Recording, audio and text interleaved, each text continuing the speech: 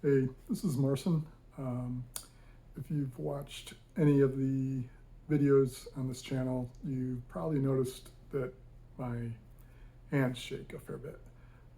So thought I'd just make a video about that. And this one will be about the why, and I'll be making another one talking about what I do to get around that and still be able to pick effectively. Uh, so I have an essential tremor, which it's hereditary. So my father has it. Um, they're not sure what causes it, but it seems to get passed down through the generations. Uh, and on top of that, I also have multiple sclerosis. Uh, that is a autoimmune disease that causes neurological symptoms. Uh, Basically, it's my immune system gets confused and starts eating away the myelin sheath, which is the insulation, the nerves in the central nervous system. So brain, spine, and optic nerves, and cause a wide spectrum of symptoms. And I kind of have most of them to varying degrees. So tremor is one, so adds on top of what I already have from the essential tremor. Um, Fatigue is a major one, mental, emotional, physical.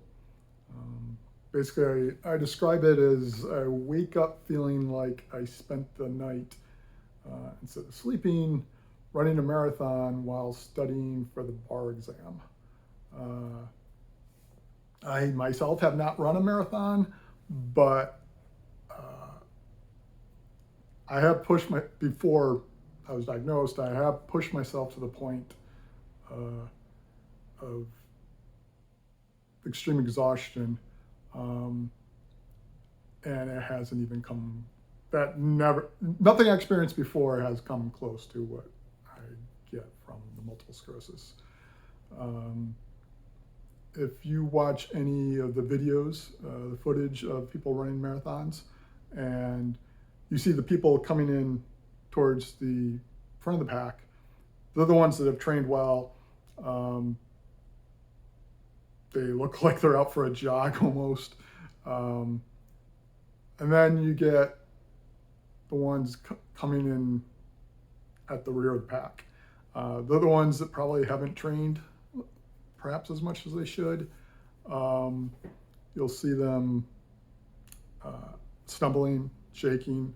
Um, uh, they might not even be able to keep upright very well. I remember one in particular that I saw where two people close to each other, and the one just kind of fell over into the other, and then they both just ended on the ground, and they crawled for several yards, and then like one of them kind of teetered back up and then stumbled more. Um, that's what I'm talking about. My muscles are just, they start already feeling like that exhausted. Like right now, I use a walker within the apartment here most of the time. I also have a electric wheelchair. Some days I have to use the chair, even just in the apartment. Pretty much, if I'm going shopping or anything like that, I use the chair. It used to be I could use, it's been a progressive thing over the years. There was a time where I could use just a cane. Going for takeout, I could just go in and come back out just using the cane. Then it was the walker. Now, if it's going for grabbing takeout and just going to the counter and coming back out, I'll probably use the walker. But if I'm doing like an actual shopping trip,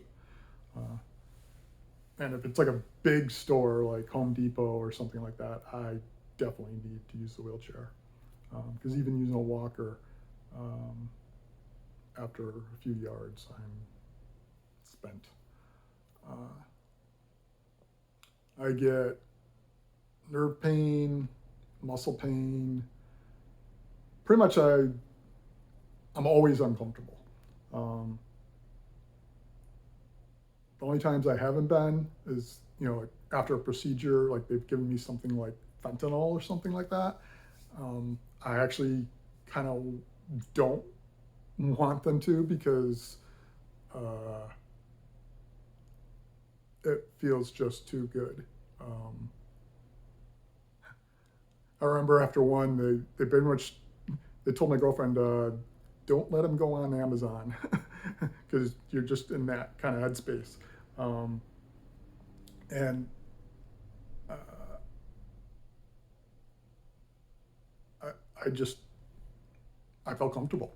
And it was just amazing. It wasn't so much the euphoria or any of that other stuff that's associated with the opioids and that. It was just simply the comfort was almost scary, like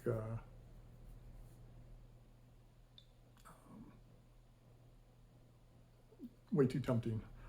Um, anyway, uh, yeah. So I'll get like shooting nerve pain, where it feels like someone's jabbed a needle like into my leg, and then and electrified. So it feels like it's both a needle jab and a shock at the same time. Like my leg will kick and twitch.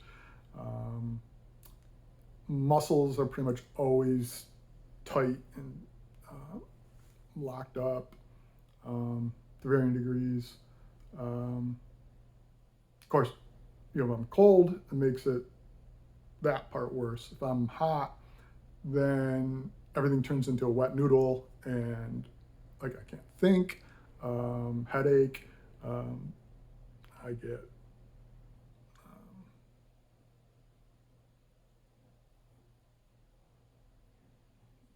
the control goes the other direction, where instead of being jerky and shaking, it's just, yeah, wet noodle is the best way to describe it. Um, yeah, basically, I won't go through them all, but if you look at the list, I have quite a few that's on there. Specific. So I was diagnosed back in the September or December of '99. I bought my house in September of '99. Got a two-story colonial, and then I was diagnosed with MS a couple months later. And it was right before the millennial celebration. So all that big, I mean, there's already, New Year's is already big fireworks and all this stuff. And with millennial, it was over the top. And here I am, it's like, what? uh, so yeah, the 1900s and the 2000s ends up being a very strong delineation for before and after. Um, I was showing signs all the way back, you know, probably even junior high, definitely high school. They were small, um, but yeah. So back in the '80s, um, and then I had optic neuritis in my left eye. Basically, the optic nerve got inflamed, and it then ended up pressing on the retina. Um, and went into the eye doctor for that. Did scans and whatnot, make sure it's not cancerous tumor growth, pressing on the retina. But the MRI showed that the optic nerve was inflamed, and then further tests and determined it was multiple sclerosis. But that also ended up damaging my eye permanently, because both the optic nerve, the inflammation did go back down, but it had pressed on my retina enough to distort the retina. And then, I don't know, probably, was it 8 years later, something like that. I had it in my right eye. I lost color vision in most of my eye. Um, that slowly came back. Greens are still just a little bit different in each eye. So, kind of if I do this and look at some, like tree leaves, the greens are just subtly different. But after it came back, the greens were quite different for a while. Like one was, the left eye was, or right eye, I mean, was much more yellow. But so both eyes have had damage. So if I look at a square, in one eye, the square is a rectangle like this, and in the other eye, it's like that. So nothing lines up. Also, basically around where the optic nerve is, if you take a piece of plastic, a clear piece of plastic, and you take a hot needle and you poke it, you get like that kind of, you'll get a dimple where the needle kind of pokes through.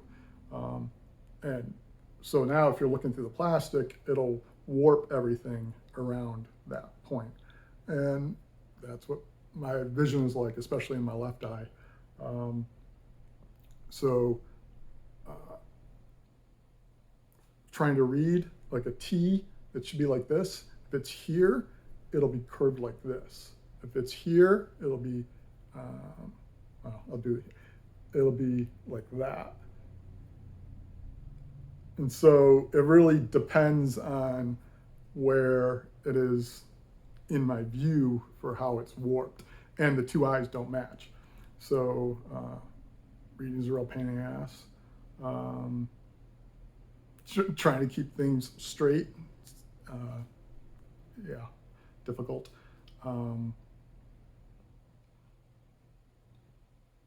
So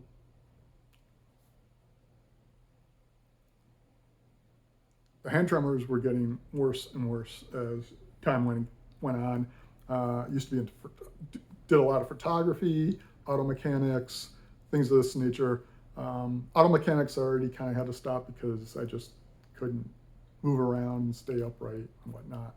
Photography also got difficult for that reason. I like shooting children, just getting down at their level and seeing the world kind of how they see it.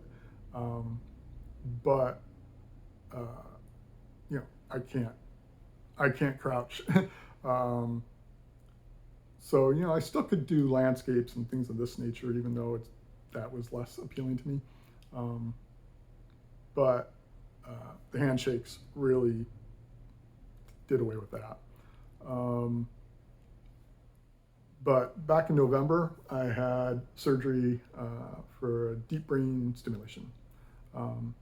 Basically, they put a box in. It's like a pacemaker for your brain. So there's the slit. That's the box. There's a wire. It'll look like a vein. Runs right through here and goes up. So it comes from the box, goes up behind me here. There's actually a lump here. It's a bullet connector where the two wires, so the wires from the control box connect and the wires from the electrode connect. After the surgery, I was like, why isn't this healing? Why is there a big lump there? And then looked at the scans and it's like, oh, it's just a bullet connector. Okay. Felt better about that. But then, so from there, it goes up and then to about here. And that's where they drilled a hole in my skull while I was awake. And then it goes down into my brain and it's fairly deep. It's probably about, where my two fingers intersect, somewhere around here, back in. And, they're not pushing it through the brain. They're kind of going through the folds. And they did that while I was awake. Luckily, your brain doesn't have any nerve endings as far as touch goes or pain. So I didn't feel any of that. and they had my head locked in a frame. So they had 4 screws, here and here, and the pointed screws that they screw through your skin into your skull to lock the frame in place. So they have a steady frame of reference. They put you out for that, and they woke me back up, drilled the hole, and then started fishing around inside. And they need you awake because they need you conscious to be able to tell where the correct placement is. And for me, it varies quite a bit. And from the MRIs, they can get preliminary location, but then to zero in, it can take a while. And for me, I was on the bed, I think it was about 2 hours while they were trying to find the right spot. And so they've got a speaker that's listening to the electrode. And so basically any signals coming from the brain gets transmitted to the speaker. And so normally it's static, it's just shh, and they have somebody who basically their job is just, they're always right there next to me. And they also do hand manipulation to help find the location. So they're listening to the static, and they'll be like moving my hand. So like this hand is the tech's hand. This is my hand. Right hand's my hand. So they'll be grabbing my hand like this and then moving it like this, just tell me to relax. And you can hear it on the speaker. It'll be shh, shh, and so they're just moving my hand all around like that, trying to find the right spot. If they don't hear anything, they're not even close. But the better they can hear it, the closer the electrode is to the correct spot. And then when they think they got it close, they'll send, instead of listening, they'll send a charge through and ask me what I'm feeling. So at one point, like my entire right leg went numb. And then another spot from the knee down, it wasn't just numb, it felt like a TENS device turned up way too high. My muscles were just like super clenched, and yeah, it was like, whoa. Many of the spots I didn't feel anything at all. There was one where I didn't feel it anywhere except, have you ever tested a 9-volt battery to see if it's still good? You put your tongue on the 2 electrodes, and you get the tingle. It felt like that, stronger, on my 2 top incisors. So that was a very strange feeling. So yeah, there's a bunch of just weird stuff like that. So I just tell them what I'm feeling, and it's like, nope, that's wrong, that's wrong. And then it's like, there'll be a spot like, they also have me hold my hand out. So my right hand would be like this normally. And doing that test where you touch your nose and then you reach out to touch the doctor's finger or whatever. Yeah, that very difficult. My tremor's a more intention tremor. So they use this procedure for both. They don't generally use it for MS, but they do for essential tremor and for Parkinson's. Parkinson's tends to be more resting tremor. So, they can be just sitting there and, you'll have the tremors just like, but if you're going to do something, it's not as, it doesn't increase it necessarily. Whereas intention tremor, I can be sitting still and, I'm not caring what my hand is doing right now. So it's not having any kind of tremor. Whereas now I want to point to my nose and it starts going nuts. And it's like, okay, that's the wrong spot. it's starting to shake. I want to control it. So I increase the control, which then also gets wrong. And the MS makes it even worse because with the strip myelin, it's it's like having wires without insulation, and you'll have a signal on one wire jump to another,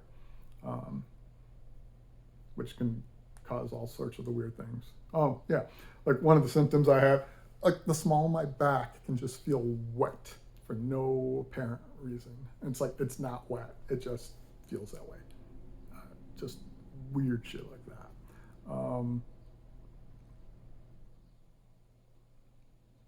So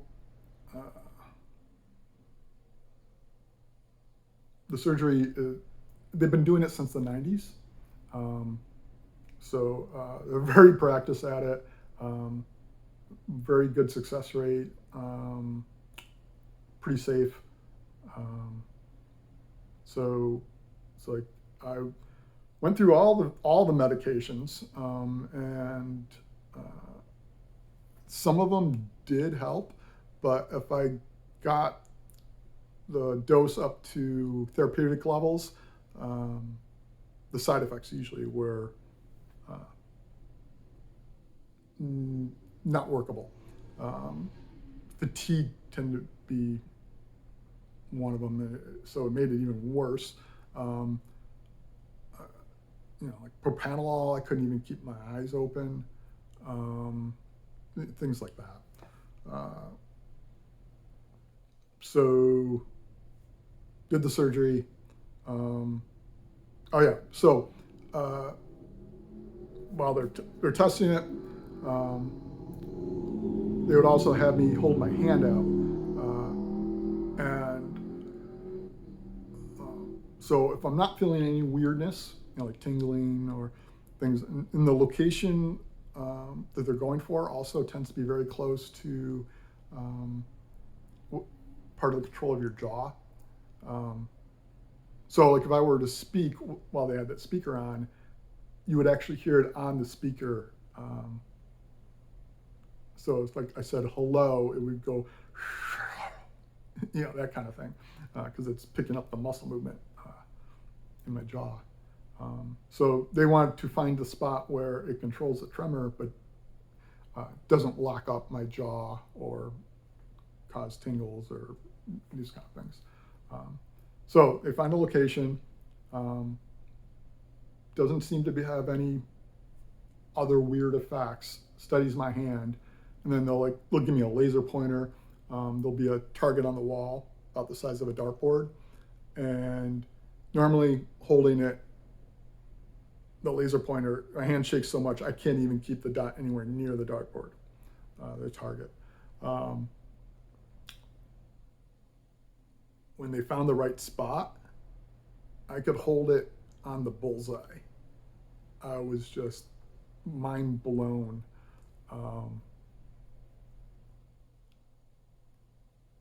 Yeah, and then something as even simple as drinking water.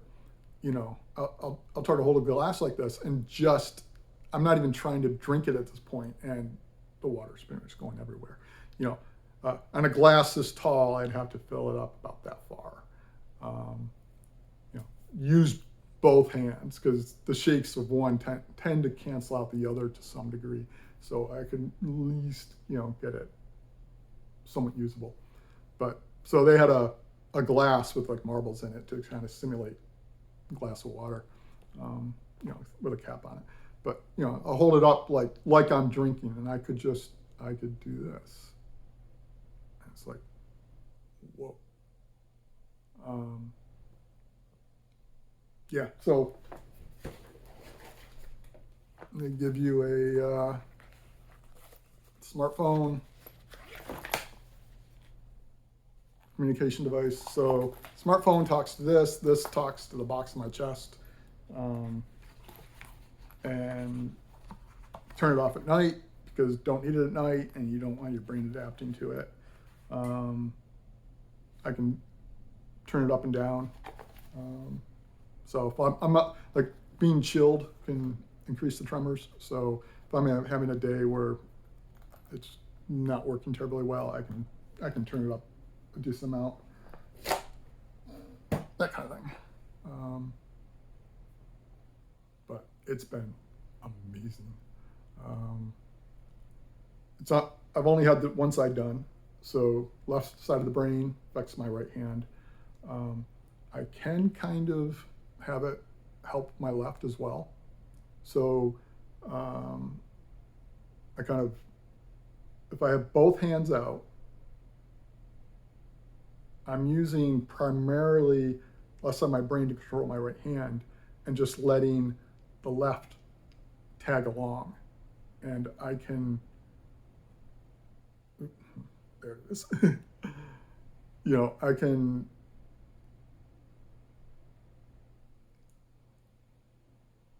be fairly steady with it. And then if I drop my right hand away, but pretend it's still there, I can still get some decent amount of control in the left. It takes a fair bit of concentration and work to do that. Whereas, you know, if I'm just gonna, you know, do this, it really, I have to really think about it. And it's like, oh, I'm really using my right hand. And then even then, you know, I'll get the jerks and this kind of thing. But I don't feel like it's going to be worth going back to have the right side done for my left hand, because my right hand works well enough at this point. And I'm right hand dominant. That's why I want that side.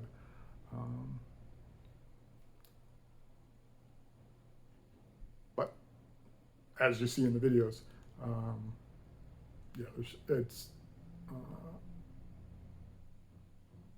certain positions and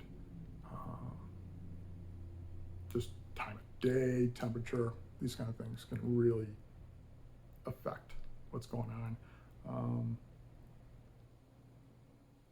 So, yeah, there are times when the left hand, there's not much I can do with it.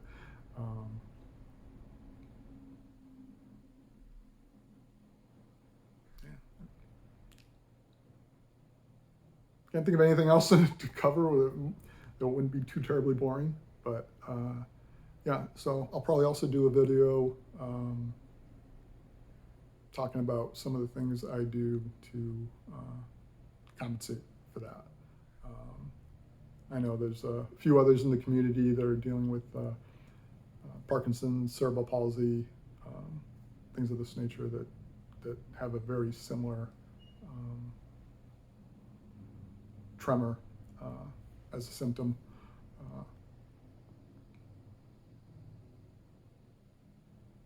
So thanks for watching.